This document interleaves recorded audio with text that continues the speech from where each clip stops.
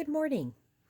I'm Jamie Statz-Paynter, an independent Stampin' Up! Demonstrator, and today what I'm going to be showing you is stamping basics on how to make card bases. And the first thing I'm going to do is take my stamping trimmer, and I like this trimmer for a few reasons. One, it's wide enough that I can do my 6 by 6 inch pieces of paper, as well as cutting when I am cutting my 5.5 inch cardstock. I can use this without having to use the extendable arm, which this does have an extendable arm. Additionally, it has both a scoring tab and a cutting tab on the same one. So when I'm only doing one card at a time and not doing bulk, I will use both of these at the same time. So first we're going to show you on making card bases using very vanilla cardstock. I've got an 8.5 inch paper and an 11 inch side. I'm going to turn it so the 11 inch side is facing up, and I'm going to move my scoring tab up and my cutting tool down, and I'm going to press up with my cutting tab. The reason why I do that is because you have a ridge up here that your paper pushes against, so you get an even cut. If you would cut down this way and pull, it's going to pull the cardstock and you're not going to get an even cut. The second thing that I'm going to do right away, since I've got this, is I'm going to take it down the 8.5 inch side and I'm going to score it at 4 1/4. When you're using the scoring blade, you need just a very light touch, and I'm going to temporarily fold that, and a very light touch to do that. If you use too much of pressure using this scoring blade, what you're going to find is you're going to rip through a lot of different types of paper. Now I'm going to cut lengthwise on here. So these are the two main sizes of paper that you use when making cards. So 8.5, 11 inch. So now we're going down the 8.5 inch side and cutting it at 4 1/4. Oops. Again, pushing it up, taking it out, going 5.5 for embossing, or scoring, I should say.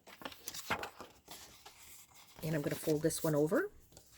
And then the final one I'm going to do again at 5.5 inches and score this. Oops. Okay, so now when you're scoring and you're folding it over, you can see how the card bases are up. So by using my bone folder, it makes the card bases flat, which makes it much easier for stamping. And this, you will see that now, even though I cut one lengthwise and one down this way and one this way, that the card's open so I can have it up or sideways, like this, or sideways. So they both will work, and they just gives you two different looks. Now, when you are using these card bases, one thing to know about is that you can have envelopes with them. So I have my very vanilla envelope that is a medium size that I can just put my cardstock in here when I'm mailing it. So you can use this, whoops, so you can use this in very vanilla, and you can use the clear medium envelopes. You'll see what I've done is I've attached a mailing label there so that, one, I can see which direction I'm going, and two, then it helps me to write on the outside when I'm putting my envelopes, when I'm putting my cards inside. And so, for example, it would go in looking like that. And what I love to do is I love to put, and this is an older cardstock that I was using here, putting it this way, that way people can actually see what you are looking at when you are mailing it to them. So it's a nice way to help the postman get some enjoyment out of your cards also.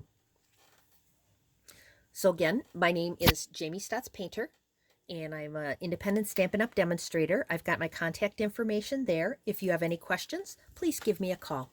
Thank you.